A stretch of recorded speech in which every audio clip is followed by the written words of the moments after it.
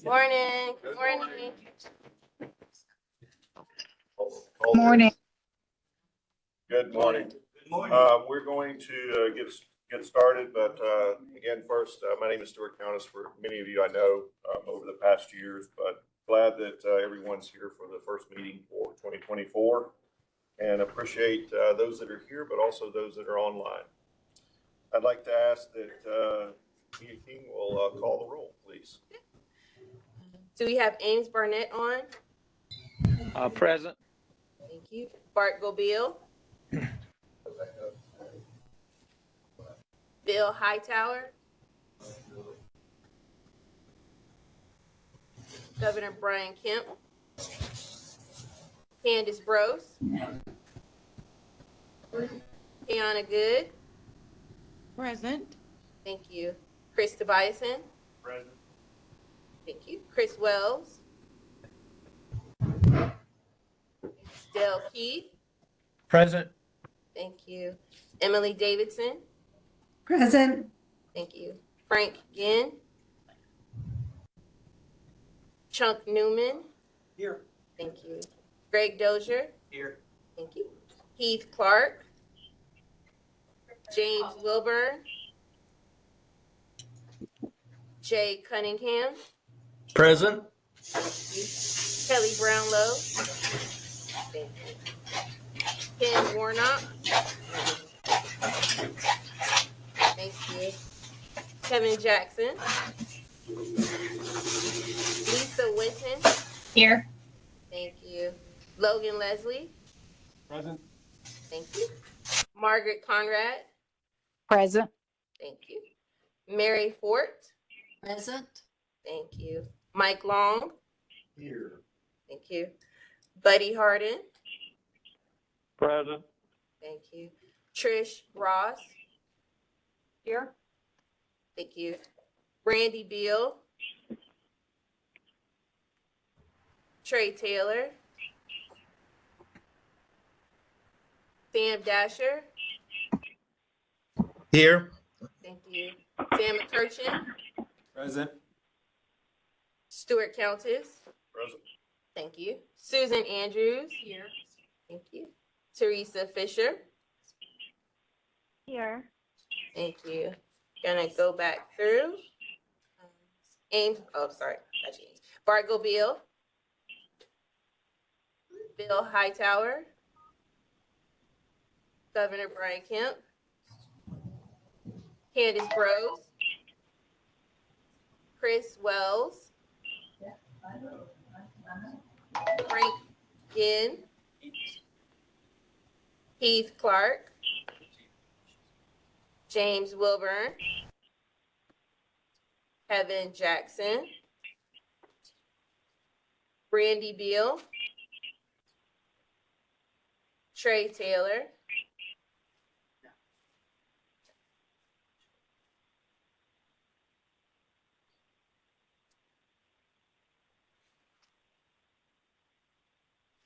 We are at quorum. Fantastic. Well, thank you. Again, good morning. We're certainly glad that Commissioner Dozier is with us this morning. A couple of quick business meeting announcements. Adam Hawk has joined us on the business services team as an assistant director of apprenticeship. Also, Alexandra Brown, who was previously an apprenticeship specialist, has transitioned into a new role as compliance coordinator for ETPL and state planning. So welcome to both of you, and we look forward to working with you. Also, we have three new state workforce development board members that have been appointed and approved the governor's office. Mary Fort, I believe she's online. Right in. Okay. Yeah. She got covered up. I'm messing. Sorry about that, Mary. Ken Warnock and Heath Clark. So again, welcome to all of you, and I look forward to seeing you in person in the future.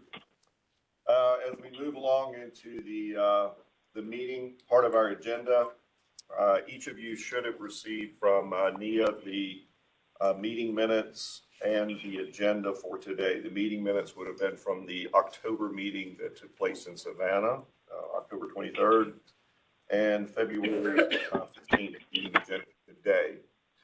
So I'd like to ask if there are any questions about the agenda or meeting minutes.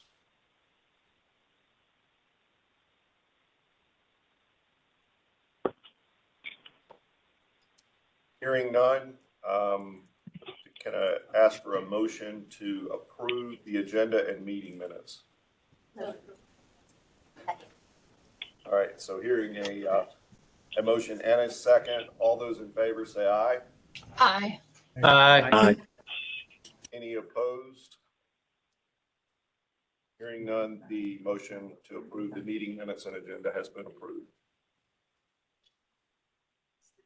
Also sitting to my left, would like to announce that Chunk Newman has accepted the appointment as the vice chair's position. So thank you, Chunk. And then also an additional appointment is for the Fulton Technology and Energy Enhancement Authority, or known as the FTEA Board. Kelly Brunlow has accepted that. We appreciate you doing so. Any questions? Any insights? I'll bring insights to the next meeting. Fantastic.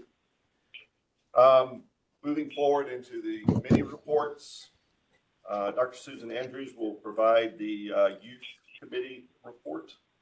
Thank you. The youth committee met on Tuesday, February the 6th, and there was a quorum at the meeting. There were no proposed policy action items for us to consider, but we did hear an excellent presentation from.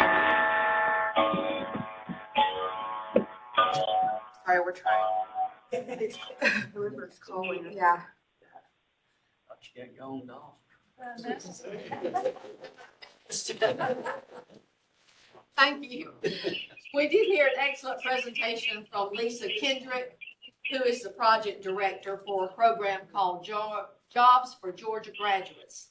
And this program is now in 6 high schools, and it targets in-school youths who have barriers to graduation. The program transitioned from the Department of Labor to TCSG Office of Workhouse Development. It's a multi-year program with 3 major components. Recruit students who have the barriers that we are used to hearing about: excessive absenteeism, behind grade level, poverty, migrants, those kinds of things. And it has a classroom instructional component by a job specialist. And the great thing about the program is that it follows the graduates up to 12 months after graduation, assisting them with things that they do on the job and helping them to be successful on the job. And hopefully this program can be expanded throughout the state. Right now, as I said, it's in 6 high schools. So that was an interesting presentation. And Lisa also gave us some examples of some success stories that she had witnessed. So thank you so much. I'll turn it to you, Mr. Master Chairman. Thank you, Committee Chairwoman. Moving forward to the Adult and Dislocated Worker Committee, Committee Chairwoman Teresa Fisher.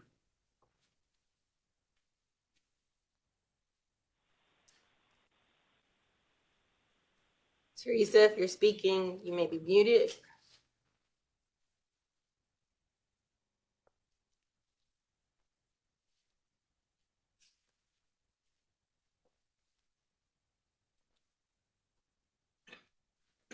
Teresa, you still on?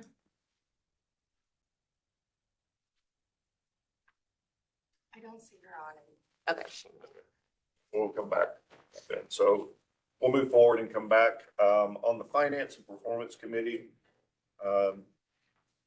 co-committee chairman, Dr. Wilburn, is not able to join us. Brittany is going to provide the update.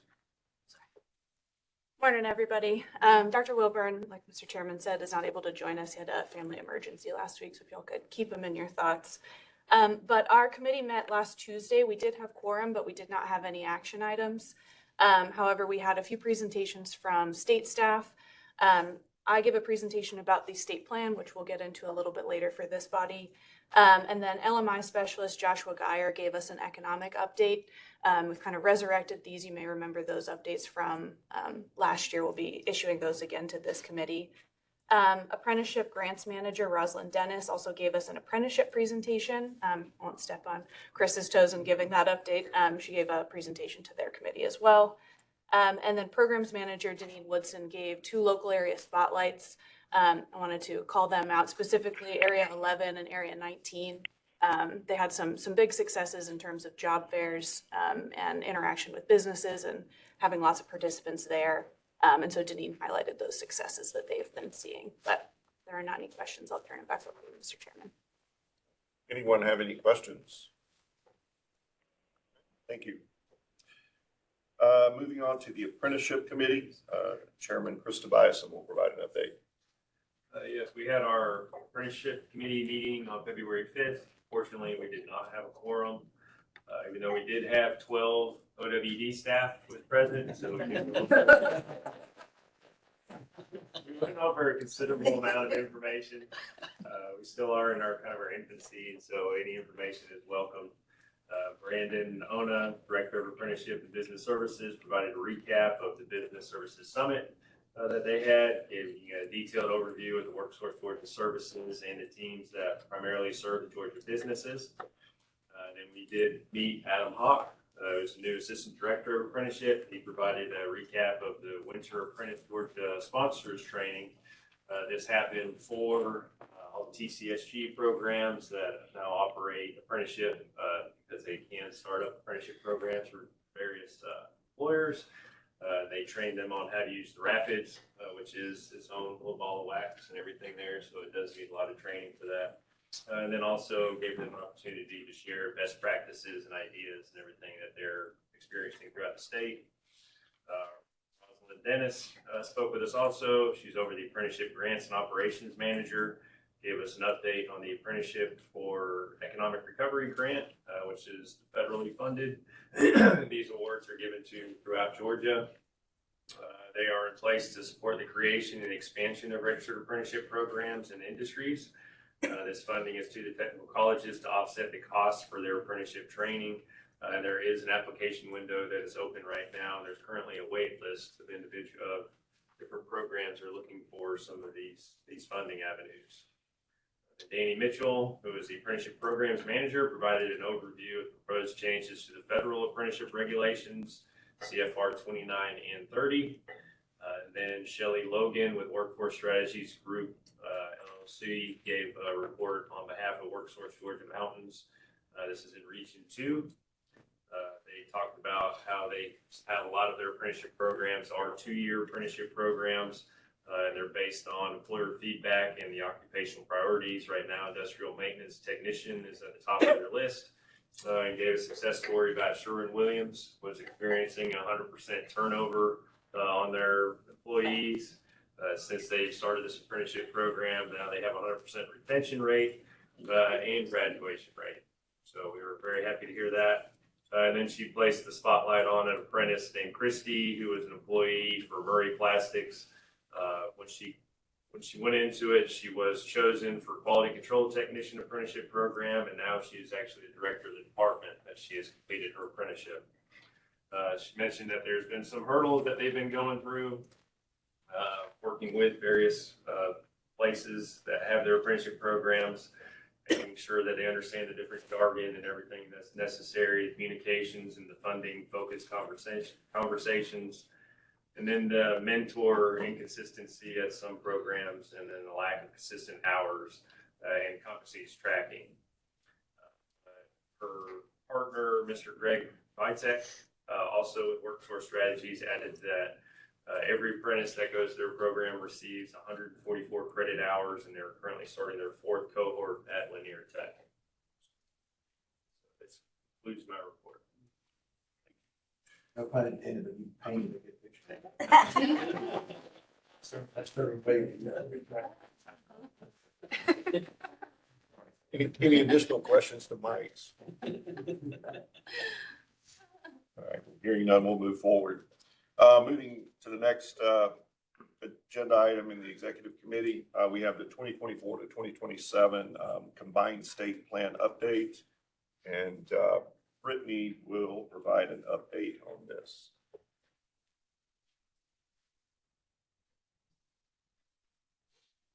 Well, good morning again. Most exciting presentation you'll see today is our state plan update. It seems like we're never done with this plan, which in a sense is a good thing because it should always be at the forefront of our mind and evolving. But we are or what we'll be asking of you today is to ratify the executive committee's decision to post the plan for public comment. So I wanted to call out a few specific things about the plan. And again, you all will get this information. You'll get the link to the plan in public comment form after this as well. And we would obviously love your feedback on that. So there we go.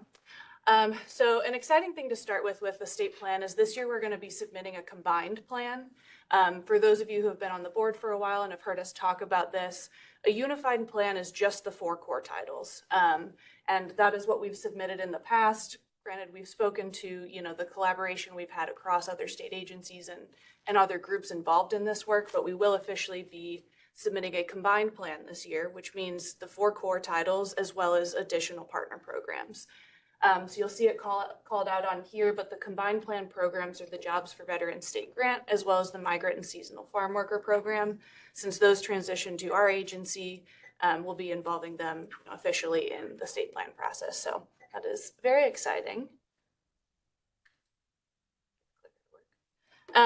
So the other piece I'll call out of the plan in terms of content are the goals. These were obviously approved by this body in the past, and we have not changed the overarching goals.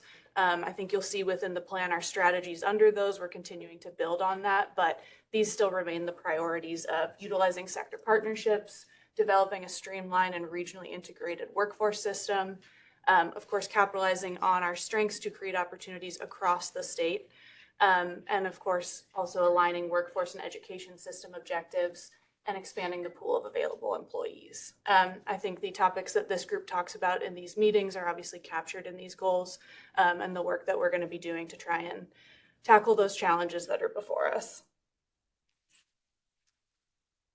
So in terms of navigating the plan, one thing I will mention is this plan this year is a little bit shorter, by about 100 pages.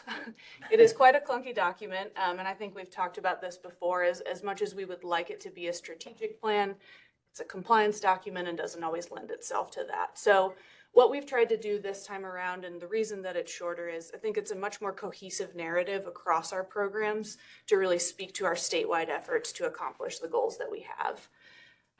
But the sections that I think would be of most interest to this group, and just based on some questions that you all ask and the content that you ask us to present, under the strategic elements, the first section of the plan is the economic and workforce analysis.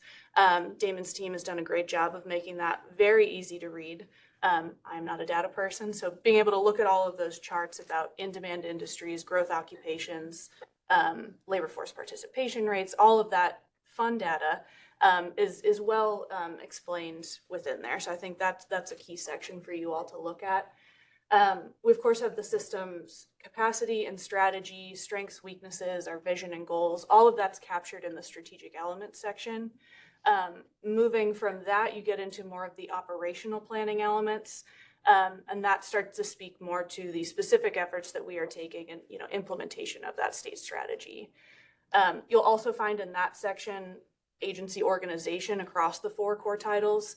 So if you're curious about org charts or board members, anything like that is going to be captured there. And then after that, you move into the program specific sections. Each of the titles is captured there. And I did want to call out that Title III is inclusive of the Agricultural Outreach Plan. And then you'll notice that JVSG is its own section at the end of the plan. And then of course, all the appendices are in there with performance, all the fun maps that we have across our system. So that's sort of the layout of the plan. Of course, as you guys are looking at it, if you have any questions or want to know where a specific item is called out, or maybe you have a question, please feel free to reach out to Alex and myself, and we'll make sure you have our contact information to help you, identify if the information you're looking for is in the plan. And of course, if there's other things we can include or you think we should highlight, we would love that feedback as well. A few key things that I wanted to call out here that I think you'll see captured throughout the plan, but particularly in the strategic elements part, is system alignment. I think, we've talked about this a lot recently, especially with bringing Title III and its associated programs over. We've really done a lot of work internally, meaning the 4 core titles, to align our efforts and make sure we don't have duplicative services. We've got, the ability to meet the needs and not be stepping on each other's toes so we can really maximize the dollars that we are getting. And I won't step on their toes because they've got presentations later today, but you'll see Title I, Title III business services alignment, our strategic populations team alignment. Obviously, we're still looking at implementing employment services and making sure we have the right footprint and personnel for that. And then, of course, the inclusion of the combined partner programs as well. Another big thing in the plan that you'll see is the strategic partnering that we're doing. And I wanted to call this out because even though these entities are not formally included in the state plan, we're still collaborating and coordinating with them, and those efforts won't stop just because they're not a formal piece of this plan. We have lots of projects going on with all of these entities. So we've got DHS, GDVS. Of course, those commissioners serve on our board, so we have that natural connection. But then there's also projects going on under that at both the state and the local level that you'll see called out throughout the plan. DECAL, we have programs or projects going on between Title I and Title II with them. So some exciting things happening there. And then, of course, collaboration across our tech ed side of the house and Department of Education. I think we'll continue to see some more cohesion there. And that'll be very exciting to see for the state. Of course, GDOL has always been a partner within the state plan when they had Title III. Because that transitioned over here, they're not a formal partner. But obviously, our coordination with them is ongoing since they house UI and the TAA program. So again, I just wanted to call out that this doesn't stop our collaboration with them, and we try to speak to those efforts throughout the plan. And I think once we get to the 2-year modification point, we're going to see that partnership build and build. The other key thing that's in the plan under the strategic elements section that I think is of interest to this group are our strengths and weaknesses. I've categorized them here as challenges and areas for improvement, but of course, I think the big ones that we've talked about in this group a lot are data sharing and integration. It's just a bit of a beast to tackle across state agencies. And so while we've made progress on it, that is a key thing that I think Damon's team and the rest of us will be working to make progress on. And then, of course, federal funding constraints. The way those allocations come to us, it kind of is what it is. And so I think with this piece in particular, while that is a challenge that is a bit out of our hands, what we can control is how we utilize those dollars. And I think the system alignment and strategic partnering pieces really feed into that of doing the most with what we do have and recognizing that, we may get more dollars, we may not, but we've got to maximize what we have. 2 other key things that I wanted to call out for this group. We are submitting another request for a youth waiver.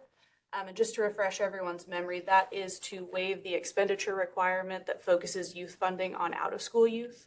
The split under WIOA is 75-25. Since PY18, we have had a waiver that allows us to spend 50-50 between those. This has really allowed local areas to kind of focus their strategies. We have currently 8, I believe, local areas that are utilizing the waiver. And so, this kind of helps them ideally capture students before they become out of school youth. It's an early intervention plan. We've seen increases in year-round and summer work experience programs, and we've also seen an increase in in-school youth participation by an average of 25%. Some local areas have had quite a large jump in it, but just across the state, that's what we've seen. I did want to call out here some specific performance outcomes that we've seen as a result of this waiver, and this is why we're requesting it again for the next 2 years, ideally the next 4 years. But we've seen increases in Q4 youth education and employment, credential attainment, and measurable skills gain. And I think that's really important to call out because measurable skills gain is something that the feds have been pushing us to increase our performance on. It's not a challenge that Georgia has alone. Really, a lot of states struggle with this. And this has been a key strategy, I think, in getting that performance to increase statewide. So just some exciting things there with the youth waiver. Additionally, the performance goals, I just wanted to call out where this is in the plan in case this group is curious to see those. But those are included in the appendices. Right now, you'll notice that it's only the expected levels for PY 24 and 25. Negotiations with the feds will be coming up, and then once we have that, we'll update that within the plan. But you'll notice that it's not in there currently. In terms of next steps, again, what we'll be asking you all for today is to ratify the decision of the executive committee to post it for public comment. The plan is currently online. This PowerPoint, as well as an email directly to all of you, will go out with these links to the plan and the submission form for comments. After that, what we'll be looking for is to submit the plan to USDOL by March 4th. The approval process takes a bit of time from those federal entities, both USDOL and USDOE. But it's about 90 days. So we'll probably have some edits that they're requesting. We'll continue to work on the plan throughout that time. And then we will bring the final plan approved by our federal entities to this body again for final approval, most likely in the August meeting, unless we're still going back and forth with them for those edits. And then the last thing I'll point out here is just in terms of implementation of the plan. We've issued guidance to the local areas for their local and regional plans, which are developed in alignment with the state plan. So they'll be working on those through the next few months. We're also going to be kicking off partner meetings with the core entities that are involved in the state plan. And then, of course, those other state agencies that we coordinate across other programs with, we'll be kind of pulling them in as needed to develop those relationships and really focus on how we're implementing what we say we will do in the plan. And then just a reminder that every 2 years, the plan is required to be modified. So we will be bringing it back to you again in no time at all to make these edits and do this process all over again, but helps keep us on our toes and make sure we're keeping the focus of what we said we're going to do. So there are no other questions. I will turn it back over to you. Any questions? Just one real quick. What was the Title III agriculture? What was that? So Title III it's inclusive of the agricultural outreach program or plan, which is under the migrant and seasonal farm worker program. Hi, Lisa Winton. I'm just curious, do you traditionally get public comment? Engagement has been pretty low with public comment. We are going to be trying to do a little bit more direct engagement with stakeholder groups. So again, you all will get it, the local boards and local areas will get it. We'll be reaching out to the training providers, as many folks as we can. We put it out there, but it's not typically everyone's favorite thing to read. Good bedtime reading if you guys are having trouble sleeping, I'll tell you that. Okay, so not hearing any questions. Actually, the action item that is listed on our agenda is about posting the state plan for a 21-day public comment period, which is a little bit different than past. It was a time period. So Brittany, again, will take the stage and explain. Yes, so we are just asking for permission to post the plan for public comment. Can I have the clicker? We have done 30-day public comment in the past, but just with the submission timeline to USDOL and the amount of time that takes, we're asking for a 21-day public comment. And like I mentioned, we'll be doing a lot more direct engagement to try and get more folks to comment on the plan. There's some other groups that I know are interested in some of the stuff that we do, so we'll be putting it out to them. So we're just asking for permission to post it and to ratify the executive committee's decision. Any questions?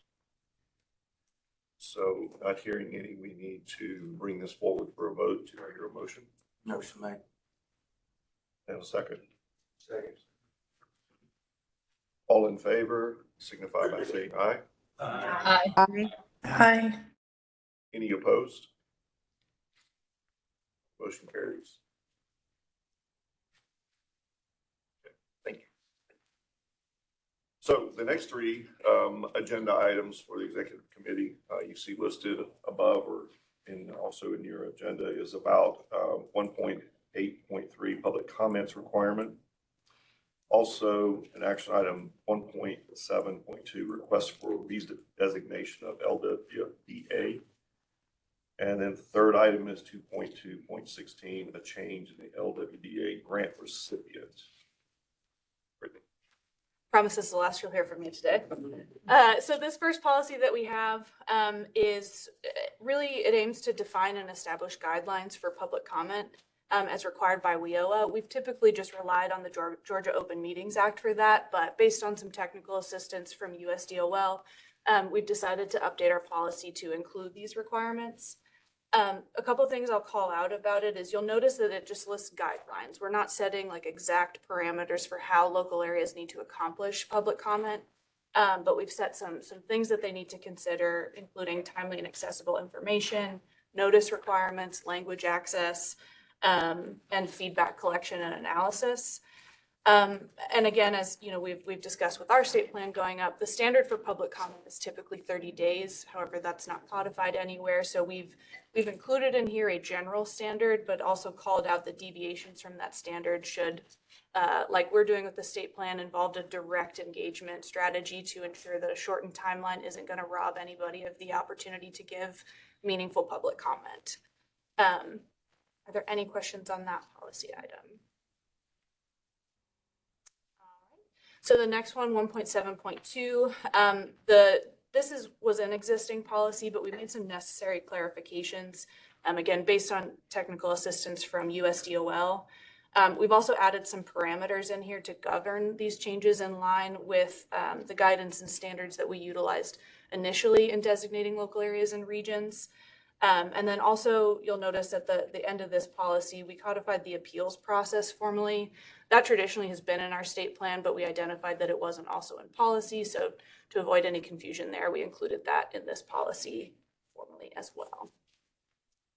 Any questions on that one? All right, and last but not least, this 2.2.16 is a very simple clarification. It's literally just one line that we've added in here to clarify when that policy is utilized. So no, nothing else is changing with that one. Any questions? Any questions?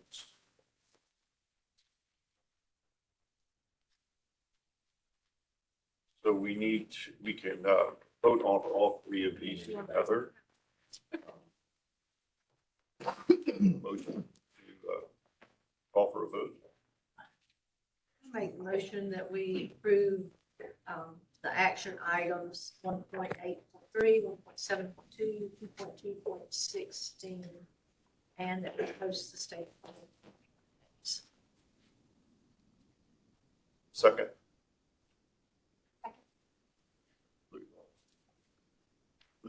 All in favor, signify by saying aye. Aye. Aye. Any opposed?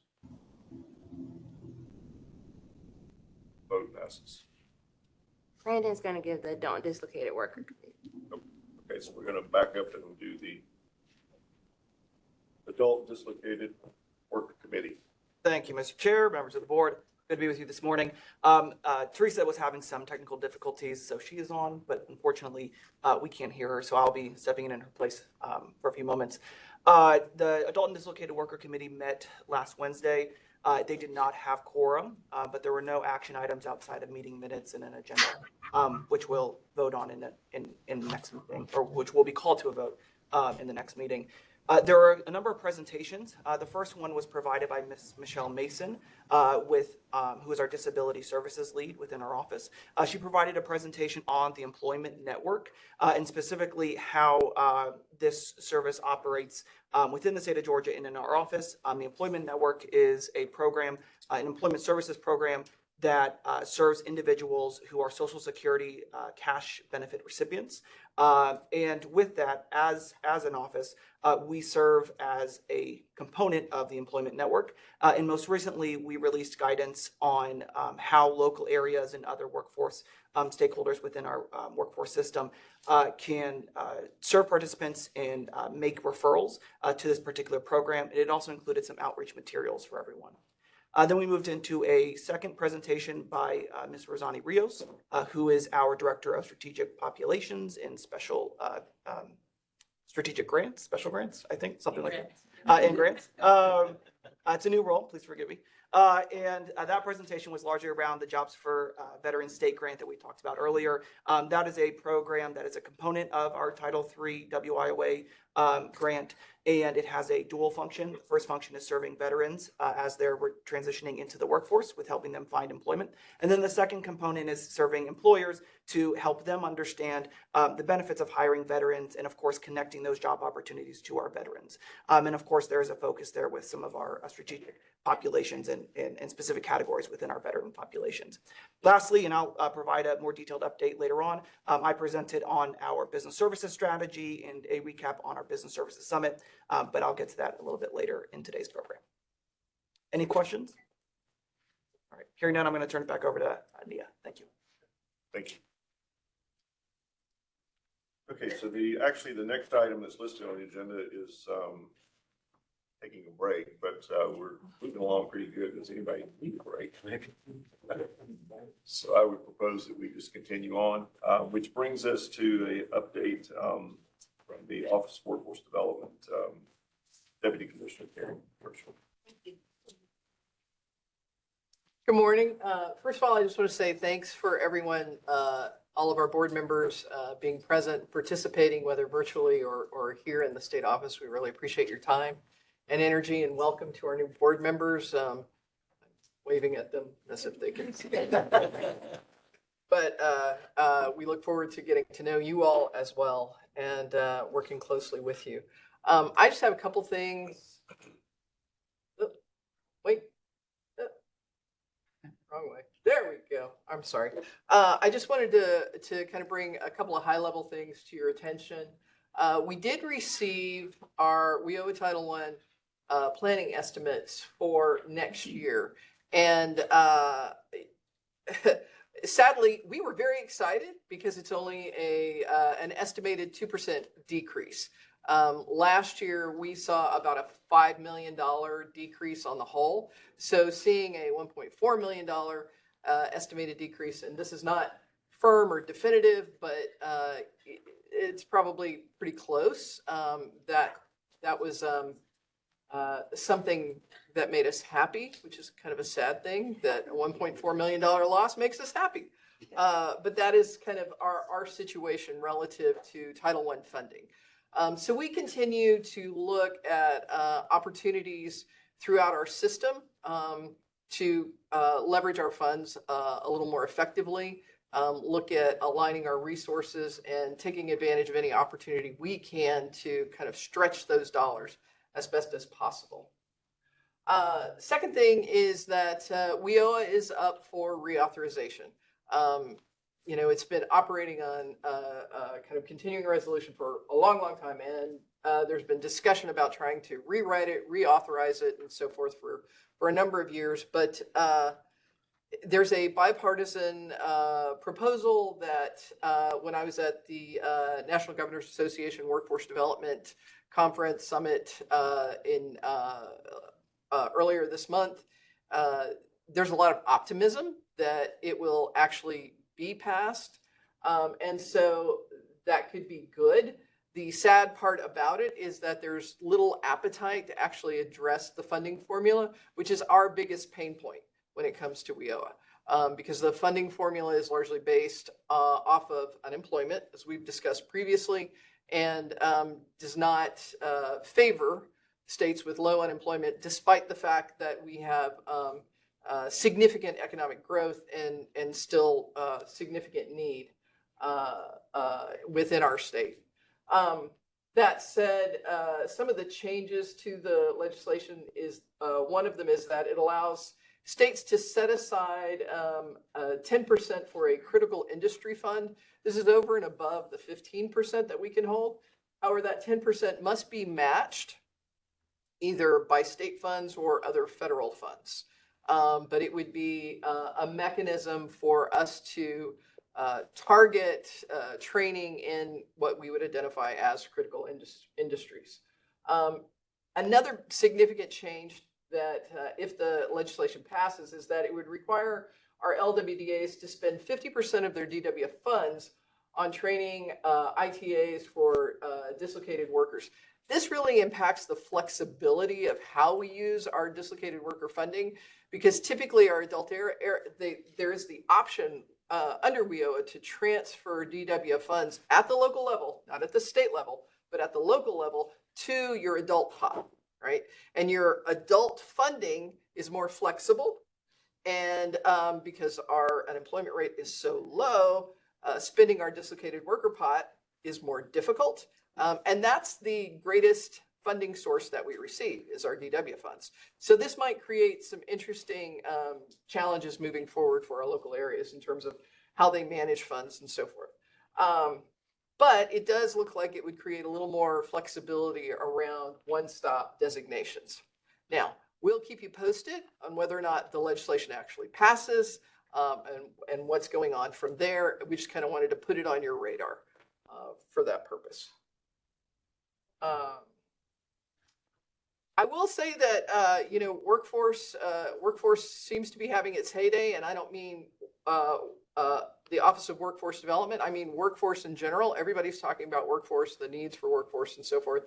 And we've been invited. TCSG had been participating, and Office of Workforce Development was brought in to participate on the Governor's Workforce Education and Strategy team. And part of the goal for this was to create greater engagement and alignment with Department of Education and the administration of Perkins funds. So Brittany had mentioned and had listed them as a strategic partner relative to the state plan. And so we'll be working much more closely with them to ensure that there's greater alignment between how Perkins funds are spent and how WIOA funds are spent, and the goals between the two. Additionally, we're moving forward as fast as we can with the implementation of virtual services for our Wagner Pizer employment services. And so what does that look like? Well, we'll have virtual access points in areas or locations that are high traffic, where individuals, let's say in a rural area, individuals frequently go to a public library to access internet and so forth. We want to put in access points in those sorts of locations. And then that will allow an individual to walk in and press a touch screen and connect with an employee, a human being on the other side of it. Additionally, those virtual services will be available to anybody who's sitting in their pajamas at home and blessed with internet access and broadband and so forth. But that's something that we're working hard to make some inroads on and some progress on. And hopefully by our May board meeting, we'll be able to do a demo for you, and you'll be able to see how that works and how individuals can take advantage of it. A couple other things I did want to bring to your attention is that one is that we, in January, the Office of Workforce Development took on from Georgia Department of Labor the Office of Foreign Labor Certification. And we have some of those staff here with us today. Happy to have them. And that consists of individuals who are working on processing job orders, H-2A and H-2B job orders, to bring foreign workers in to support professional positions or other positions, and also agricultural workers. And along the agricultural worker side, we have housing inspectors that work in that capacity to ensure that as workers come into the United States and are placed with farmers, that their housing situation is adequate, et cetera, et cetera. So we're working hard to ensure that raise some visibility around the fact that FLC has transitioned from Georgia Department of Labor to Office of Workforce Development. We're also working very closely with that team. I should say Razani's working very closely with that team because they are under her purview to expand some of our services relative to housing inspection, hire more housing inspectors, and to kind of streamline and create some efficiencies that weren't there before so that we can do a better job of serving folks in a more timely fashion. But we're really happy to have that group here and excited about what these opportunities present for us, because as we've kind of grown, we're just seeing more and more employer touch points throughout the state. And I think this represents yet another positive opportunity for us to engage with employers. One other thing is that there's some state legislation, HB 982, which is the High Demand Career Initiative legislation. Essentially, what that legislation would do is designate the State Workforce Development Board as the entity that would approve the high demand career list for the official high demand career list for the state of Georgia.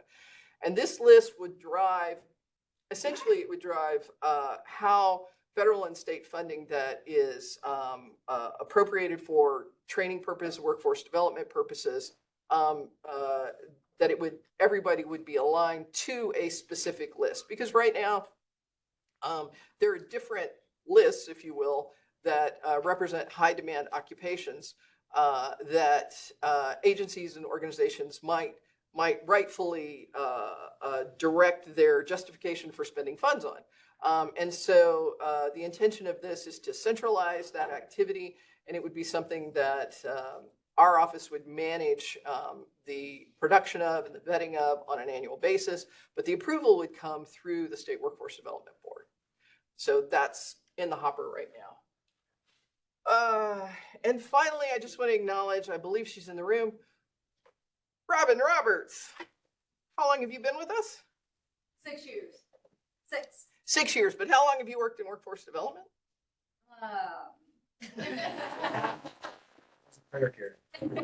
10 plus years. Robin is retiring. She will be leaving us March 1st, February 28th. Cruise March 1st. Okay. Really leaving us. But anyway, we just wanted to say thank you for all of your service.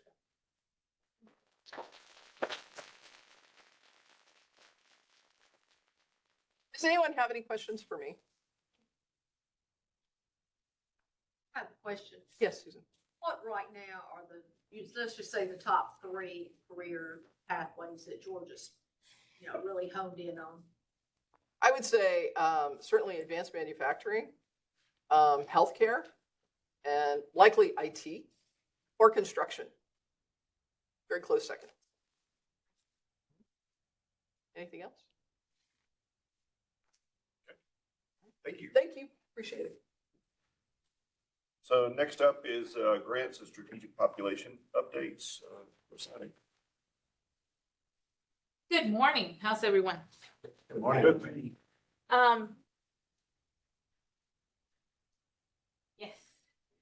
My name is Rosanna Rios. I am the director for the grants and strategic populations. Wait, I'm in the wrong presentation. Just keep going. Okay, here we have landed. So when Title III moved to our Office of Workforce Development, Employment Services moved with our office or within our office, and then also a number of programs that serve strategic populations. And when we say strategic populations, I mean individuals that for whatever reason they have barriers to employment. And with that, I think I'm missing a slide. Yeah, go back. Yes. And we realized that we had a number of these programs, and they all had this core mission in place, which was to serve individuals within strategic populations that they have different barriers for different reasons. So Karen just mentioned the Office of Foreign Labor Certification, or the Foreign Labor Certification team, and the Jobs for Georgia Graduate Program. So I'm going to kind of like give you an quick overview of these programs. I'm just saying that we have a number of programs that all serve strategic populations, and we wanted to centralize these programs under one team to be able to maximize our alignment opportunities, maximize the funding, and most importantly, to be able to provide the best service possible to these strategic populations or individuals within these strategic populations and businesses. So this is my team. And we have the Office of Foreign Labor Certification, the Jobs for Georgia Graduates, the Strategic Populations team, which is what we originally did, provide support to Title I and now Title III with policies and compliance. we have the Migrant and Seasonal Farm Worker Program and the Jobs for Veteran States Grant Program. So, what are these programs? The JVSG program, as Brandon briefly explained, this program serves veterans with significant barriers and businesses that want to hire veterans, right? And there's two main positions that are funded through this program, and we currently are serving. This number is not updated. It's like 345 active veterans in our system, and there's a partnership with the Department of Veteran Services and through the VRE, Vocational Rehab and Employment Program, and we have like 150 veterans there, so it's 345 plus those 150 right now that we are serving through these program. We're touching those veterans. In addition to touching those veterans, we have leaders, veterans, employment reps, individuals that are on an ongoing basis working with employers in the state of Georgia to promote the hiring of veterans job seekers. So what are the next steps for the JVSG program? First of all, we are in the process of centralizing the program, right? We want to make sure that the team has a JVSG leadership that is focused on training them, providing support, make sure that we're maximizing the services that we provide to the veterans and to the businesses. We have hired our JVSG veteran. She's here in the room with us. Her name is Latoya Road. She's been with she was with the military for 22 plus years, so has a lot of experience with the JVSG program, and we're excited about that. Next, we want to make sure that we're aligning these services with the rest of our system.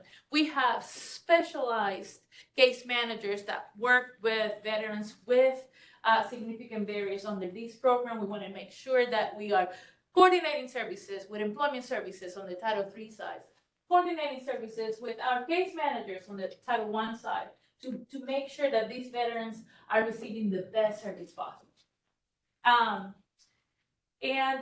Also, we want to strategically align the resources that we have under this grant to make sure that we have staff serving those areas that are highly populated with veterans, and that we expand our services not only physically, but virtually. So those are the next steps with this program.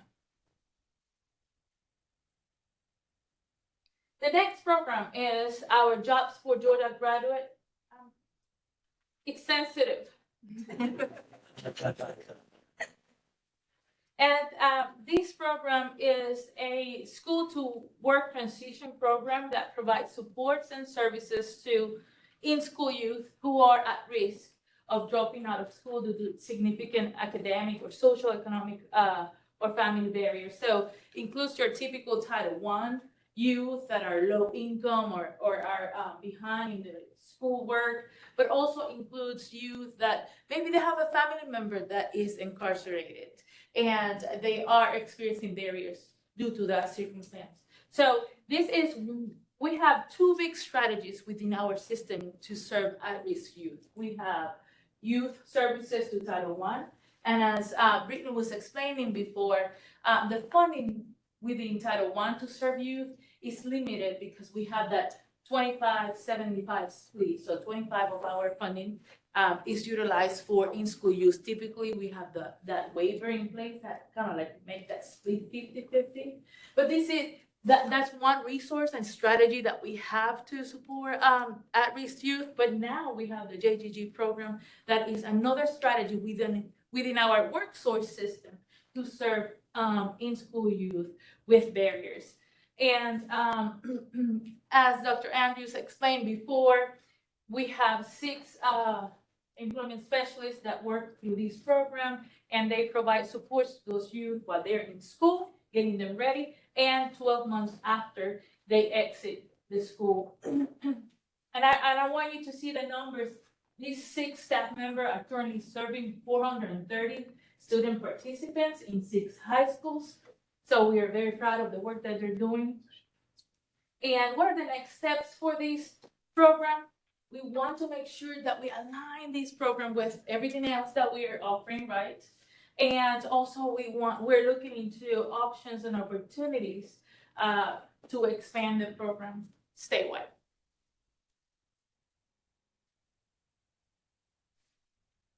Okay, the Employment Network, Ms. Michelle Mason oversees that program. And as Brandon mentioned earlier, this program is specifically to serve individuals with disabilities that receive cash benefits. So it's a partnership that we have with Social Security Administration.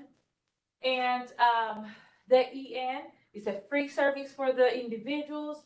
And when you are an EN, you receive reimbursement funds from Social Security for the work that you're doing. And basically it's to help them maintain employment or gain employment, and to make sure that they understand there's a lot of confusion around the protections that an individual has when they are receiving cash benefits. So we have certified staff that help these individuals to plan for their employment goals and how that's going to affect their benefits.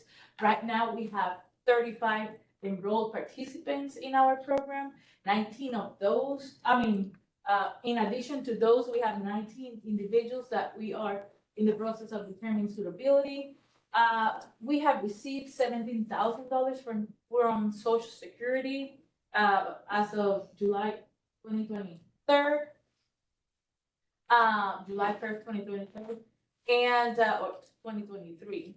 And then we have 2 certified staff covering the state through this program. This is done virtually. We're very excited about the work that they're doing as well. What are next steps? Again, we want to maximize the resources that we have. All of these programs that are under our scope now, and we want to make sure that individuals that are receiving Title I services and individuals that are receiving Title III services can access this particular program. Everything that we do here is employment services to help them obtain jobs or maintain the jobs that they already have. Asami, Yes. I have a question, please. What is the percentage, or how does it affect their check? Because just being a realistic person, a lot of times they like the check. Yes, of course. Yeah. And Just like, they can count on things that work. And you're gonna take some of my checks, I'm just gonna keep my check. and oftentimes have taken them years to get that check, so they want to hold on to I it. agree. So, and that's a very important service that we provide to them, because from the get-go, we explained the employment services program is to help them move out of the cash benefit status, right? So we explain them at the beginning. We go through the process of reviewing their benefits, explaining them their rights and protections. Oftentimes, people don't know that you can try it out for 9 months and your check is not going to be impacted. And then you have another month in addition to that. And then you have another protections for your medical benefits. And the staff goes through that process to inform the individual. At the end of the day, it's the individual's decision whether they want to move on of benefits or not. But what we know, right, statistics tells us that if they remain only with that check, they're going to live in poverty for the rest of their lives. So we try to empower them, to provide them training and supports and resources, and help them make a decision in terms of what would be the best employment goal for them so they can move out of it. Yeah, I can see the positivity of it. I just know that it's. Oh, that's a reality. And we Sometimes hard to get out of the jumps, so. Oh, yes, and there's people that they stay with their benefits, right, and that's their decision, but oftentimes we're able to inform them and. Yes, what is the certified work incentive planner? What are they certified in? They are certified on the specific rights and protections that an individual has when they are part of these programs. And the Ticket to Work program is something that you can access as soon as you enter as soon as you start receiving the benefits, right? But it depends upon the individual whether they want to try to work or not. Good questions. Thank you. Thank you. Now, we're moving to our agricultural world. And let me tell you, I've been learning a lot in these past few months. I first want to talk about the foreign labor certification, kind of like Karen already kind of like provided the specific of the program, but the program, the team, right, is responsible for processing job orders for two types of foreign labor orders. The H-2As that has to do with all of our temporary agricultural workers, right? And this is very specific, right? This is individuals are coming for a very specific time frame, and that they're coming for a specific agricultural position, whether it's 3 months, whether it is 6 months, but they're not permanent citizen, U.S. citizens. They're not permanent residents. They just have this visa for this particular time. So H-2As are for everybody that has to do with agricultural work, and H-2B is for temporary non-agricultural workers. And an example of that is, the hospitality sector, landscaping, construction. These are some of the common sectors in which we see a lot of H-2B orders. If you go to the state fair, right, and you buy something there, like, a drink or something, oftentimes those employees are H-2B employees. They're here for a season, and then they go back to their country. The process of reviewing these job orders is a comprehensive process, especially for the H-2A employers, because it requires a housing inspection. It also requires for the staff that we have here present to review all of this paperwork, to talk to the employers, to make sure that they have everything that they need in those job orders in order for them to approve or deny those job orders. How this program impacts our state? Well, since January 1st, we have received 203 job orders, and that number increases every day. We have approved, processed, and approved 140 job orders. We have completed 266 housing inspections. And let me explain.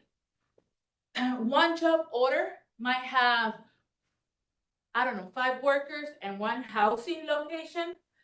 Another job order might be a petition for 500 workers and might have 10 different housings to inspect in different times. So it depends, right?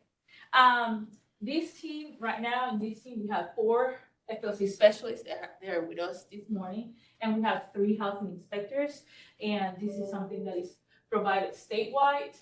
What are our next steps? Revamping the current process to maximize the FLC services, and also hiring additional staff. We're increasing especially for housing inspectors. I got another question, please. Yes, go ahead. But just because this is big in my area, I'm rural. I know we have the Vidalia onions and blueberries and all the rest of that when they come in. And I know what all does a housing inspection include? Because it used to be 10, 15 years ago, it was terrible. They would put 20 in a house, in a mobile home. Yes. So what does that do for that worker? Is that for safety? Is that for Yes. cleanliness, or what does that inspection do? So these inspections, for the inspections that happen for the FLC program, actually happens before the workers get here. It's just to make sure that the employer is having a housing according to what they put in that job order, that the housing has the minimum standards that we are requiring here in the United States. Sometimes we ask for water samples if they're using a well. But there's different types of housing. You have like motels, right? Or you might have a trailer home, or you might have like a barrack that the employer built within their farm. So yeah, but it's just, there's a very specific, I think it's like 6 or 10 pages long that they have to go through and measure the room, and it's very specific. But this is before the workers get here. And Rosani, so those standards are designated by the federal government. Yes. And so the team is going out and evaluating all housing orders or in accordance with, to make sure that they meet those standards and so forth. And then that plays into the approval of the job orders, Yes. correct? So the processing and approval of the job orders, some of that is contingent on the completion of the housing inspections, and then some of that is out of our hands because it goes from us up to the federal system, correct? Yes, so the H2A orders, they have to pass the housing inspection before we can approve that, right? And the H2B does not have a housing inspection, but it has to be, both have to be been at the end of the process approved by the feds, right? And then for the housing inspections, if the house was built before a specific year, you use something that ETA, the guidance provided by ETA. If it's a newer home, I want to say 1986, that's the number that popped up in my mind. Okay, and if it's after that, then they use an OSHA based checklist. Rasani, Yes. what is the difference between a non-migrant foreign worker and a migrant foreign worker? They're both coming for a short period of time to work in agriculture, and they're both from a foreign country. What? So, In a migrant H2A, individual, in H2A, yeah, both are non-migrant. That means that a regular migrant person comes here to stay in the United States, right? They're here and they have a type of visa that they can stay here for a long time. These particular foreign labor workers are here temporary. They're here, they're not staying. migrant. Yeah, May I? yes. So the best way I heard it explained was when we talk about H2A workers and we talk about migrant seasonal farm workers. Migrant seasonal farm workers are domestic workers, right? They are allowed to be here in the United States. And migrant workers are individuals who may travel around the United States following job opportunities as harvest times change, right, seasonally. Whereas seasonal farm workers are considered individuals, and anyone who knows more about this, feel free to speak up. They are place-based and they work as the seasons come in. So I might live in Vidalia, but I only work as a seasonal farm worker during the season when onions are being harvested, right? I also might travel to Vidalia as a migrant farm worker to harvest, and then I might leave after that season and go to Michigan. So the or something restrictions else. are different. So what? The restrictions on them are different. No, not necessarily, because the migrant and seasonal farm workers, that is one category. Those are all domestic workers. And these folks are called non-migrant because they don't move anywhere. They come to the United States to work at a specific location for a specific time, and then they go home. Okay. So migrant implies that these are farm workers who will travel around. Seasonal, they're going to be place-based and work as the seasons come in. Non-migrant, these are foreign workers who come in for a specific task and job.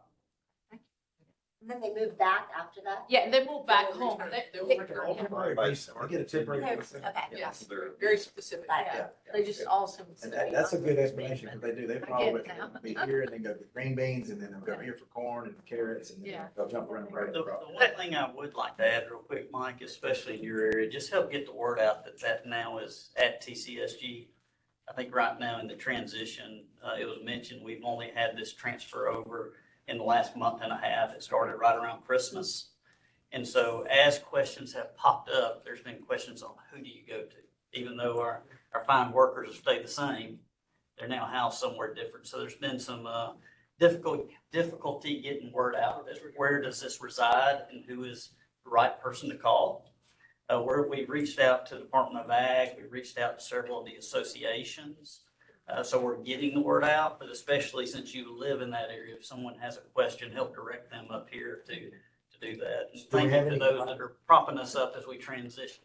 Do we have any type of media, type, I think you talk about working with Tyler's office, But is there a way to get that? I mean, I'm not talking about like farmers market bulletin, but I'm talking about some way to get that out to. So and I guess probably a lot of the farmers already know it because they know the programs. Well, they don't, because right now what's happening is the timeliness of the inspections is critical because as was mentioned, they have to have an inspection before they can get the workers.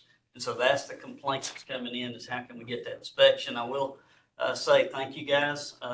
We had to respond to 2 inquiries on where our inspections. By the time we met with those individuals, you guys have done the inspection. So job well done and we're getting them done. It's just the transition right now in the communication and we're catching up. We're getting things put out to the associations. They're putting it in their newsletters. Tyler's helping. Just you guys help out with that. Right. That go to Mark, Mark? Yeah. Does Mark Ulysio do that part for us as well? Is this overlap there? How does that work as far as communication goes? We did a press release that Mark released. Georgia Department of Labor did a press release, like right as the transition was happening. We said there were communications with all the farmers that had, or any employer actually, who had submitted a job order through FLC to let them know that this had transitioned over. So we're working to kind of raise that visibility and awareness. Plus, I guess there's people in that marketplace understand, they already know where to go. It'll be a short window, but there is some, questions right now. Okay, thank you. And thank y'all. Y'all captured the lingo pretty well for just a month and a half. I'm sure some folks over here. We are working on it. But we have a fantastic team and I'm proud of them. And we talk a lot about the advanced manufacturing and all of those kinds of jobs, but let's don't forget agriculture is the number one industry in Georgia. So it's very, very important. And it has a huge impact, right? That's right. I think it's an important distinction to make too. There's a precursor to the FLC program that I think it can't be understated, and that is that the employers are required to test the domestic market first. So you can't just say FLC, bring somebody in. They have to put the order in with WorkSource Georgia, and we have to go out and recruit to determine whether or not there's any domestic U.S. workers that can fill those positions, willing to fill those positions. To fill those positions. So I just want to make sure that distinction is made, that you can't just say, I want to make this FLC, put in the job order and move forward. We have to test the domestic market first to see if those jobs can be filled through U.S. workers prior to it going through the FLC process. And I'll say one more thing in hush, but it has been intriguing to me to learn a lot more about this program. Mike, one of the things that you'll see down there too is a lot of times this team is working with the farmer directly who has housing and have asked for certain workers, and they're also working with third-party housing instead of housing and actually working with multiple farmers. So it's this team is working across a broad band of working directly with some farmers, but also working indirectly with third-party folks. Just because, knowing some of them, and I know this is a little out of bounds, but I've helped legalize a few of my friends that are on the farm and whatnot. And I know as little as, like I said, 10, 15 years ago, it was a form of abuse. It really was. We're living in slum conditions, terrible living conditions. So, just that part of it makes me feel better.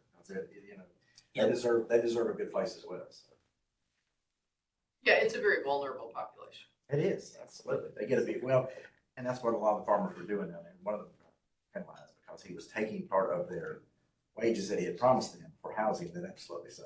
So, sorry about that word. Housing is not perfect. But that is That's a nice introduction to our next team, which is the migrant and seasonal farm worker. And this team comes in action when the actual workers are here, right? The FLC approved the visa process so they can get here. This team actually serve the farm workers, either if they are domestic farm workers. There's a number of services, and I'm just going to go over. So what's the purpose of this program? To support the employment needs of the agricultural community while ensuring the rights and working conditions, right, Mike, for migrant and seasonal farm workers. What are some of the key objectives for this program?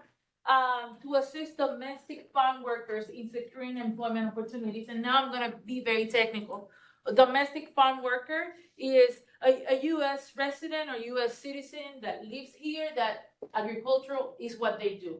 They work seasonal, and they might work here in the state of Georgia, and they might move to California to do something else and then come back.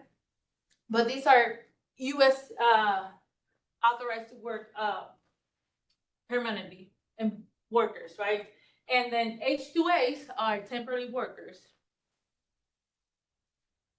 that are not living here in the United States. So, so for those that are domestic MSFW workers, right?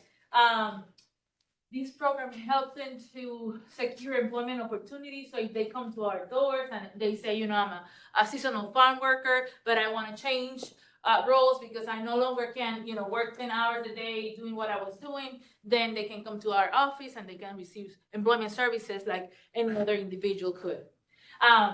Another key area or objective of this program is to provide workforce solutions to agricultural employers, to farmers, to ensure compliance with labor laws and regulations. So it is very important that the farm workers understand their rights and responsibilities sometimes, and this is for domestics and H-2A. Sometimes they come to the country and they don't know what to expect, right? So they're very vulnerable, as we just explained. They're required to have all these signs in the farms in English and Spanish and different languages to make sure that they know what are the rights and responsibilities. I was laughing the other day when I learned that one of the farmers had put the sign for the rights and responsibilities on the bus that transport the staff, on the roof of the bus. So, you know, if they sit down, they could read their rights and responsibilities, right? Another key objective for this program is to offer vocational training and job development and support services to domestic farm workers. So we want to make sure that we're connecting these farm workers, domestic farm workers whenever possible, to the rest of the services that we provide through Title III and Title I. What's the impact of this program? So in the month of January, we contacted 1,341 MSFW workers, and this figure contains H-2A workers and domestic MSFWs. We processed 7 apparent violations on PY23 Q2, and let me see, that will be September, October, and November of last year. And then we have currently 6 outreach specialists in this team, and we're hiring for an additional 4.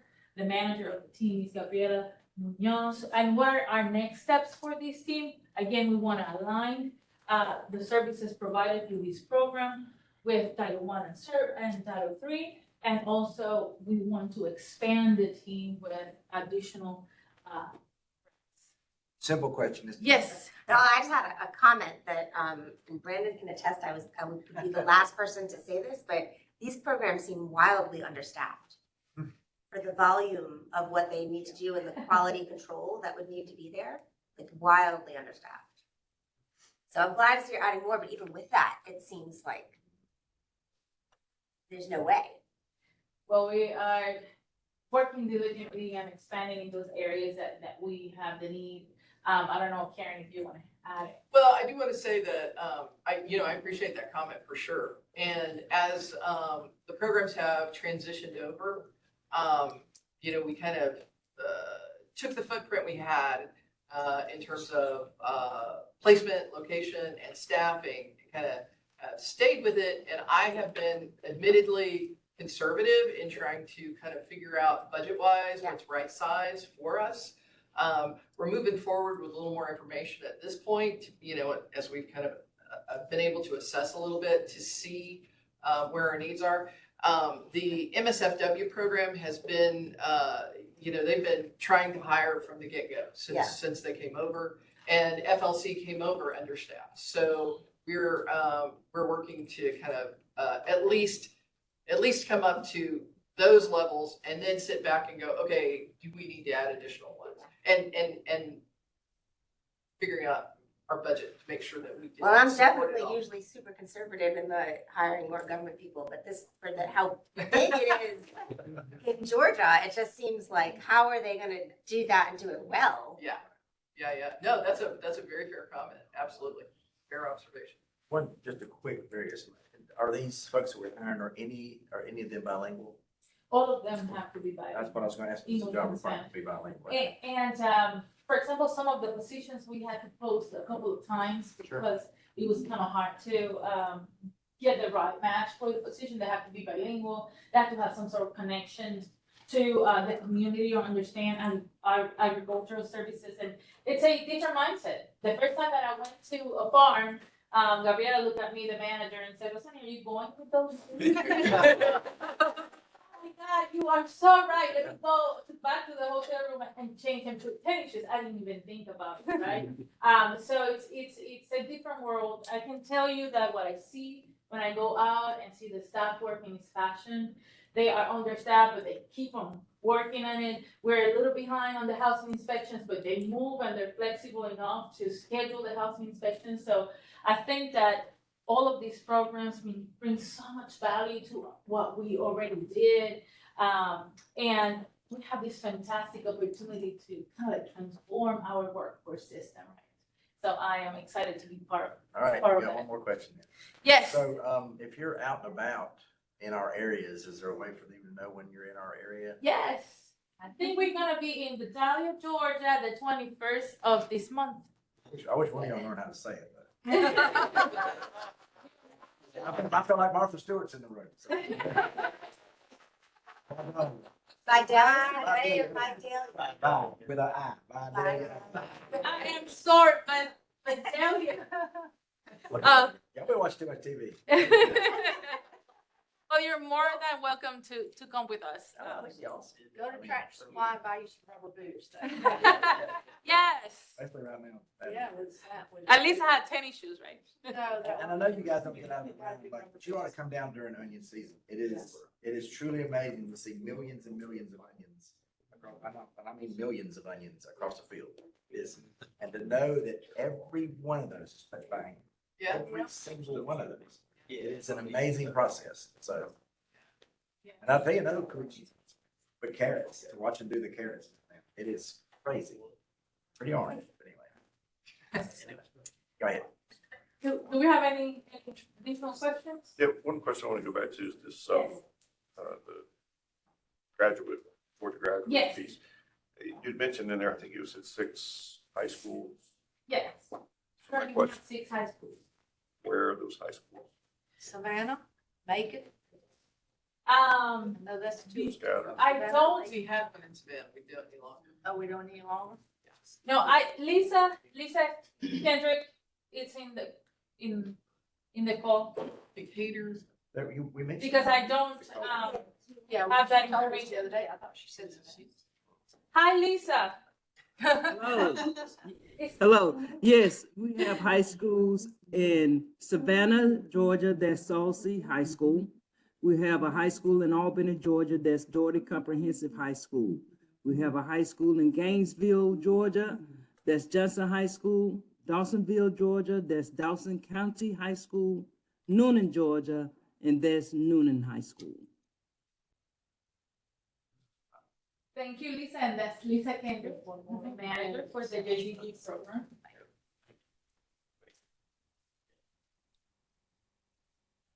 Any other questions?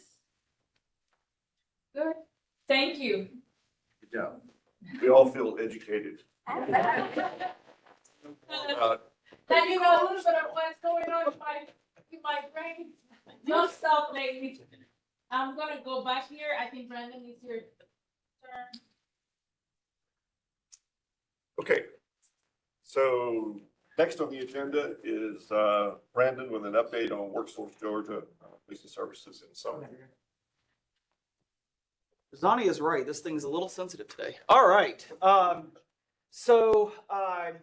Hello again.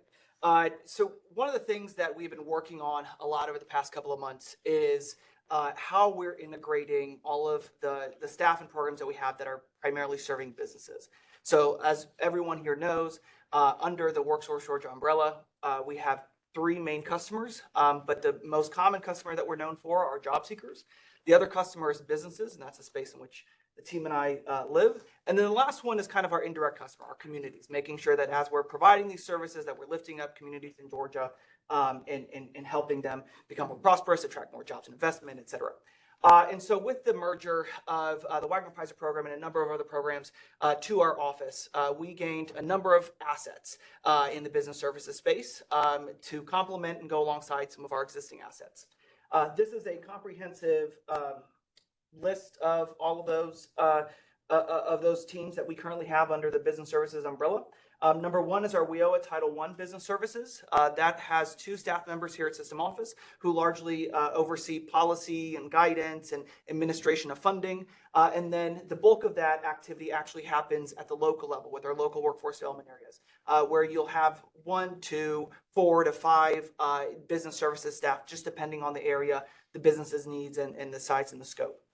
Then you have our statewide business retention and rapid response program. That was a program that was previously at the Georgia Department of Labor that we brought over about a year ago now, year and a half ago. And so they're located throughout the state, and they're there to provide immediate assistance and also help avert any impending or active layoffs or closures that we have going on in the state.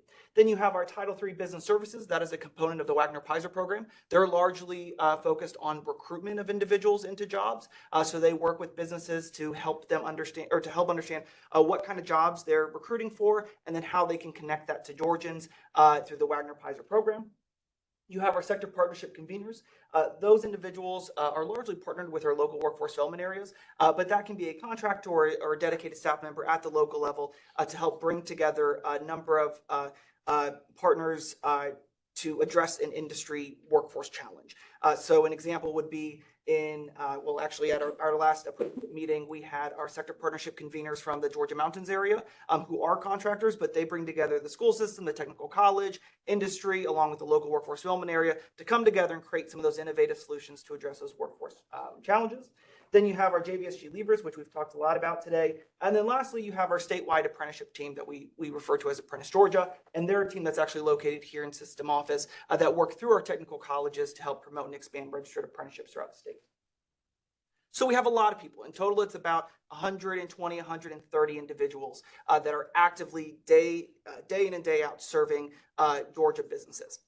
So with that, along with just about every merger or bringing together different teams, we realized that a lot of these different components, while they've operated in different parts of the state and maybe in different parts of our office, we needed to have a shared kind of goal and vision. So we worked together to come up with that shared vision. And it's really a 3-pronged approach. I won't go into each one into detail, but number 1, no surprisingly, is making sure that we're leveraging this team to maintain our status as the #1 state in the nation in which to do business, and making sure that the services that we offer are transformative and integrated services.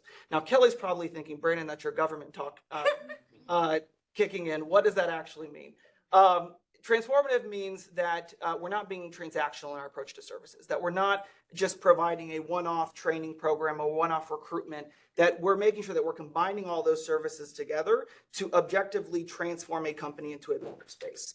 And then integrated means that we're bringing together all of those individual teams and services into one specific service. That makes sense. Then we're here to, sorry, it's hard for me to read over there.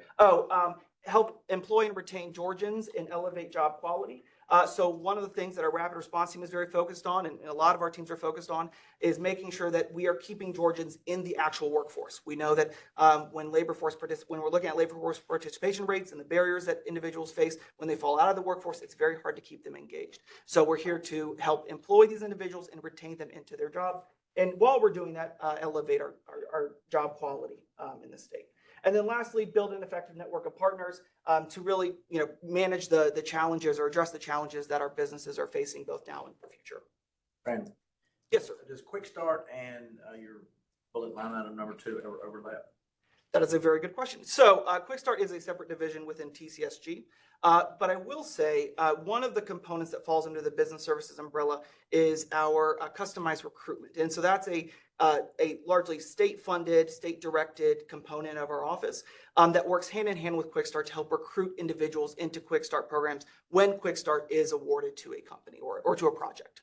Thank you. The other thing too, Mike, if you look, we've tried to integrate, I think we've run TCSG as kind of silos, the colleges, Office of Workforce Development, Quick Start, and we've really worked hard as an agency as a whole to bring us together. And so flip back, if you would, Sure. Brandon. If you look at some of that, you'll see in our mission and vision of TCSG as a whole, you'll see overlap, which is how it should be. You'll see that our mission is to recruit and grow a globally competitive workforce. And it goes on to include all of our divisions. But you see there that, employ and retain flow right into that. So we've been very cognizant inside of TCSG to try to bring us together as one. So absolutely, we do South Georgia Hyundai. We've had overlap with employment services and the Office of Workforce Development where we come together, but we've also had the technical colleges come where we've got the program where we launched at 5 colleges in South Georgia to really try to identify, locate, and train those initial work employees for Hyundai. And so I'm really, really proud of how the agency's coming together as one versus operating as 5 different silos. You'll get more and better results that way too. Yep. So, Absolutely. Thank you, Brandon. Of course. So this is just kind of a slide to highlight what we're working on this year. Not only are we trying to bring everyone together, but we have 3 main priorities. The first one is our regular game planning. So this month we launched they're calls or virtual meetings that bring together all of those individuals in a region to talk about what they're doing and how they can partner together. And so we had the first set of those start, I think this past week or the last week. And they're already providing a lot of, open dialogue that we really wouldn't have had before. We're also establishing a new CRM. And so the good thing is that CRM is actually a component of our larger case management system with the WorkSource Georgia portal. And so as we're actively serving job seekers, we can also record how we're actively serving businesses at the same time and then connecting that data. And then lastly, establishing a WorkSource Georgia standard of service. That's kind of like your customer service standards for how we serve businesses. So if you're a Georgia business and you're talking to a customized recruitment or a Title III recruitment or regional coordinator, you will have the same service as somebody who is helping you with an apprenticeship. So a way in which we try to kick this off is with our Business Services Summit, and that happened earlier in January. And the one thing I like to point out about these pictures here is, number one, this training is not classroom style. We were not sitting, well, we did some sitting and talking and kind of, sharing some, sharing some best practices in a more direct way. But a large part of the training was actually interactive. And the cool thing about these pictures is each one of these individuals most likely had been doing that work for years, decades, but this is the first time they've actually been brought together in one room to align the services. And so so even though you see a bunch of happy faces, which we all were very happy, the big thing to take away from there is that all of this coming together is really the first time that we've actually done that in the state. All right. And so you're probably saying, okay, Brandon, that's a lot of really good words that you're sharing, but how is that actually shaking out? So the week after the Business Services Summit, we actually had this come into play. So Caesarstone, which is a company in Bryan County, unfortunately had to close operations. And we actually found out that they're closing operations from a contact that we once had at a technical college. Once we got that word, we have a regional person that's actually in that community, the Rapid Response Coordinator, and we had her kind of mobilize and get the partners together. We brought together the local economic development authority, our WorkSource Georgia Title III regional coordinator, who is also serving as the head of our customized recruitment arm of our office, and then our local workforce development area, WorkSource Coastal. And the services that we were able to provide after coming together are in three main areas. Number one, we had customized meetings for the affected workers. We told them, these are the services that are available. These are the local jobs that may be available. We also brought in our partners from the Georgia Department of Labor to provide them information on UI. The good thing is in that area, there's a lot of job growth. So chances are somebody, if they are able to go into another job, they have the opportunity to. Then we had a customized job fair, and that was led by our Title III arm. And in that job fair, we did have Hyundai and a lot of the other suppliers in the area to help recruit and employ those individuals. So if you got laid off, chances are you were able to find a job within a couple of days of separation. And then Didn't you guys have like a 90% success rate there or something? we did, yes. I read about it. Yeah, thank you. I read about this. It was We had, I think, there's so many numbers floating around right now. I think it was 112, 120 individuals that were laid off. And we had about 90% of those individuals at the job fair ready for a job. It was awesome. I read about it. It was Yeah. really good success. We were really excited about it. 25 employers. Yep. Many were Hyundai-related suppliers and HMGMA themselves, and then other area employers. So it's a good mix and a lot of opportunity there for the affected workers. Absolutely.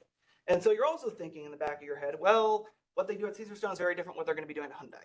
So how do we bridge that gap? So we had our technical college there, we had our local workforce development area there to help provide services or inform them of different pathways that exist to help train somebody up for those jobs.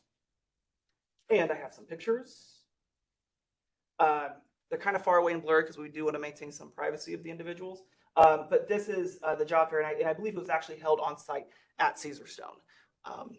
But this is just one example of what we were talking about actually, happening in action. So with that, do you guys have any questions? Good work. Thank you. All right. So with that, I'll turn it over to you, Mr. Chair. Thank you. I'm sure my colleagues down at HMGMA are really real happy. Stop picking my people off of me. Didn't say that, but moving across the state. All right, we're reached the end. Any questions or announcements? The comment. Did y'all have a good meeting at the Capitol? We did. What he's referring to, we had Kia Day on Tuesday at the Capitol. We've done this second year.